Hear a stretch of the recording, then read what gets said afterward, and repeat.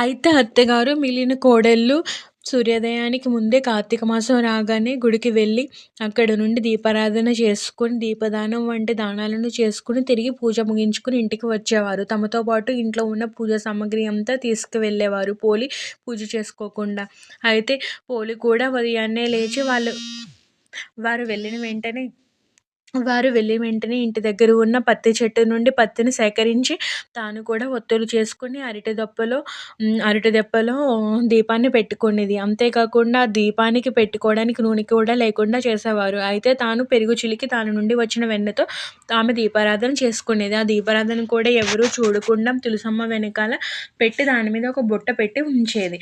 అయితే ఇలా పోలి నెల రోజులు కూడా దామోదరుడిని అన్ని వేళలు కూడా పూజిస్తూ, జపిస్తూ ఉండేది. తను ఏ పని చేసుకుంటూ ఉన్నా.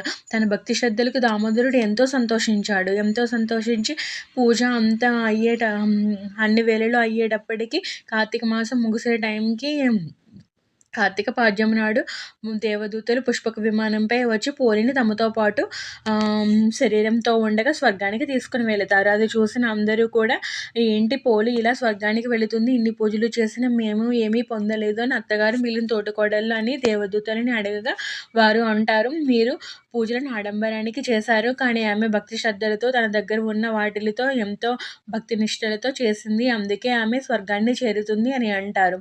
సో మనం ఈ కథను బట్టి ఏం తెలుసుకోవచ్చు అంటే, దామోదరుడికి భక్తి శ్రద్ధలు అనేవి ఏ దేవుడికైనా భక్తి శ్రద్ధలతో చేసిన పూజ అంటేనే చాలా ఇష్టం. అది ఆడంబరాలతో చేసే పూజ కాదు. ఏదైనా పరమనిష్టతో భక్తి శ్రద్ధలతో జపిస్తూ ఉంటే నామాన్ని, ఆయన పాదాల చెంతకు మన యొక్క భక్తి అనేది చేరుతుంది. ఈ వీడియో నచ్చితే లైక్ చేయండి, షేర్ చేయండి. Thank you.